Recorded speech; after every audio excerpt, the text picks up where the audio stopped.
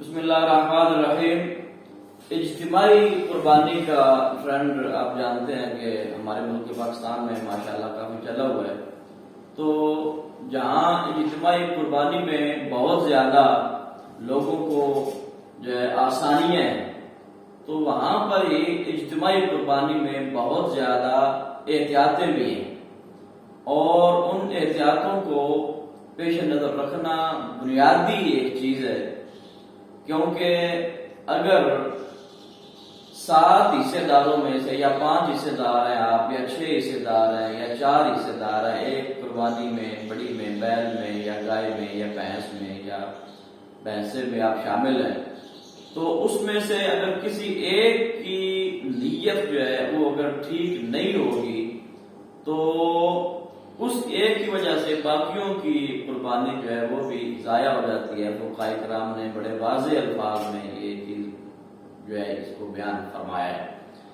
کیونکہ اللہ رب العالمین کا ارشاد پاک ہے کہ لن ینال اللہ لحومها ولا دماؤها ولکن ینالہ التقوی منکم،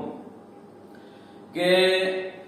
آپ لوگ جو قربانیاں دیتے ہو تو ان کا جو خون ہوتا ہے یا ان کا جو گوشت ہوتا ہے، اس کی اللہ رب العالمین کو کوئی ضرورت نہیں ہے، بلکہ وہ جو تمہارے دلوں کے اندر تقوی ہوتا ہے، جو پرہیزگاری ہوتی ہے، جو نیت ہوتی ہے، جو اللہ کی رضا ہوتی ہے، اس کو اللہ رب العالمین جو ہے وہ اس پہ اجر عطا فرماتا ہے۔ تو لہذا اجتماعی قربانی میں جتنے بھی آپ کے حصے دار ہیں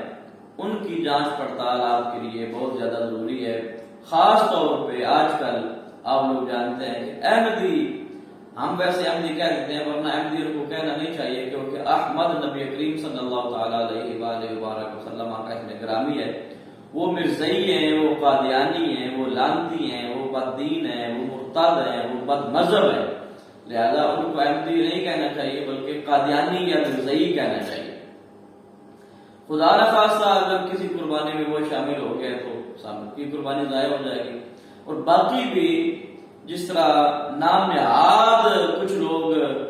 دیوبندی ہوتے ہیں، نام نہاد اہل حدیث ہوتے ہیں، نام نہاد شیعہ ہوتے ہیں، اور ایسے عقائد ان کے نہیں ہوتے جو کفر تک چلے جائیں، ان کے حد کفر تک وہ عقائد ان کے نہیں پہنچتے۔ تو ایسا حصے دار ہونا چاہیے کہ جو انبیاء، صحابہ، اہل بیت، اولیاء کرام، اللہ کی کتابیں، اللہ کے رسول، اللہ کے فرشتے، جتنے بھی مقدسات ہیں، اگر میں بالکل صاف اور واضح اور بالکل شارٹ کٹ اگر میں بتاؤں تو صفت ایمان مفصل اور صفت ایمان مجمل اگر آپ پڑھ لیں تو ان میں سے کسی بھی ایک چیز کا منکر جو ہے اس کے ساتھ قربانی کا حصہ شامل کرنا یہ ہمارے لیے بہت زیادہ نقصان دہ ہوگا، اور اس سے ہماری قربانی ضائع ہو جائے گی۔ لہذا اجتماعی قربانی میں اگرچہ بہت تھوڑے بجٹ میں ہم لوگ قربانی جو ہے وہ دے سکتے ہیں، آج کل 14-15 سے لے کر 20-21-22 ہزار تک کا حصہ شامل ہوتا ہے شہروں میں، خاص طور پہ اس کا بڑا رجحان جو ہے یہ پایا جا رہا ہے، لیکن اپنے طور پہ یہ ضرور دیکھنا چاہیے۔ تو اکثر اوقات یہ ہوتا ہے کہ اجتماعی قربانی میں حصہ ڈالنے والے لوگ جو ہیں، آج کل جو بینرز وغیرہ ہوتے ہیں ان پہ بھی باقاعدہ طور پہ مینشن ہوتا ہے کہ اتنا حصہ ہوگا اور تقریباً اتنا گوشت آپ کو ملے گا۔ تو اکثر یہ پوچھتے ہیں لوگ کہ جی ہمیں گوشت کتنا ملے گا؟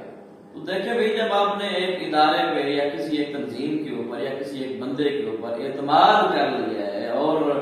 آپ نے اس کے ذمہ لگا دیا ہے کہ یہ ہماری قربانی آپ کے ذمہ ہے، تو اب یہ اس کی ذمہ داری ہے کہ وہ اس کو اچھے طریقے سے پورا کرے تاکہ اس میں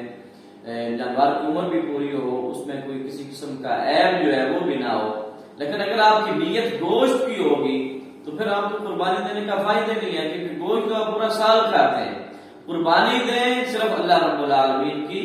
رضا کے لیے قربانی دیں، اور یہ گوشت کا پوچھنا یہ گوشت کتنا ملے گا۔ پھر کچھ لوگ ایسے ہوتے ہیں جو کہتے ہیں ہمیں پائے مل جائیں سارے، تو دیکھیں کہ جس طرح اجتماعی قربانی میں اس کے مختلف حصے کیے جاتے ہیں، مثال کے طور پہ گوشت جو صافی ہوتا ہے وہ الگ ہوتا ہے، جو ہڈیاں ہوتی ہیں ہڈیوں والا حصہ جو ہوتا ہے وہ الگ ہوتا ہے، تو پھر مکس کر کے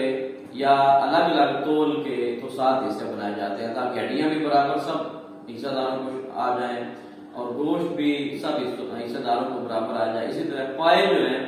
ان کے بارے میں بھی آپ ریکویسٹ کر کے کسی سے لے سکتے ہیں، لیکن آپ ڈیمانڈ نہیں کر سکتے اجتماعی قربانی والوں سے کہ جی آپ نے پائے میں دینے ہیں تو تب ہی ہم نے آپ کے ساتھ جو ہے قربانی کا حصہ شامل کرنا ہے. اسی طرح سری کا بعض لوگوں کا مطالبہ ہوتا ہے جی سری ہمیں ملنی چاہیے، کسی کا پائے کا مطالبہ ہوتا ہے،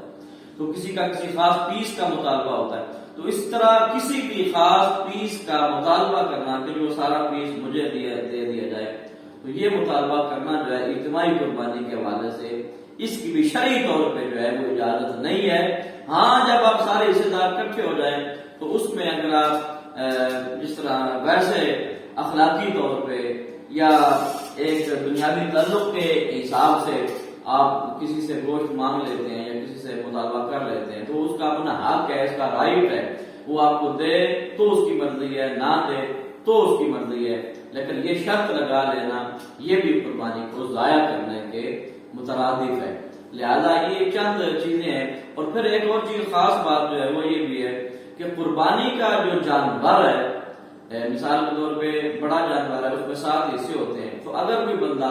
اپنے بچے کا یا بچی کا عقیقہ کرنا چاہتا ہے تو قربانی کے جانور میں عقیقے کا حصہ بھی شامل کیا جا سکتا ہے کہ اس میں آپ عقیقے کا حصہ بھی شامل کر لیں. باقی 6 قربانیاں ہو جائیں، ایک بچی کا عقیقہ ہے تو ایک حصہ عقیقے کا ڈال دیں، یا 2 حصے عقیقے کے ڈال دیں، 2 حصے ڈال دیں. لیکن یہاں پر بھی ایک خاص مسئلہ ہے کہ کچھ لوگ جو ہے وہ عقیقہ تو کر لیتے ہیں قربانی کے موقع پر لیکن قربانی ادا نہیں کرتے. اگر قربانی واجب ہے تو قربانی بھائی پہلے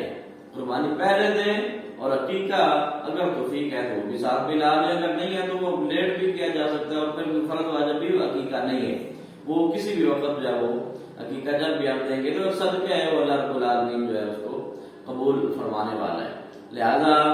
یہ قربانی کا وجوب جو ہے، اس کا نصاب جو ہے، اس کے پراپر میں نے الحمدللہ اسی چینل کے اوپر ہماری ویڈیوز موجود ہیں کہ جس میں باقاعدہ نصاب اور نیت کے حوالے سے فلسفہ قربانی کے نام سے ویڈیوز ہیں جو آپ دیکھ سکتے ہیں. اس میں بڑی ڈیٹیل کے ساتھ جو ہے اچھے طریقے سے اس کو نصاب کو اور اس کی شرائط کو جو ہے وہ بیان کیا گیا. لہذا قربانی دیتے وقت ان چیزوں کا ضرور خیال رکھیں کہ آپ کے سامنے صرف اللہ تبارک و تعالیٰ کی رضا ہونی چاہیے. اللہ پاک ہم سب کو سنت ابراہیمی اچھے طریقے سے ادا کرنے کی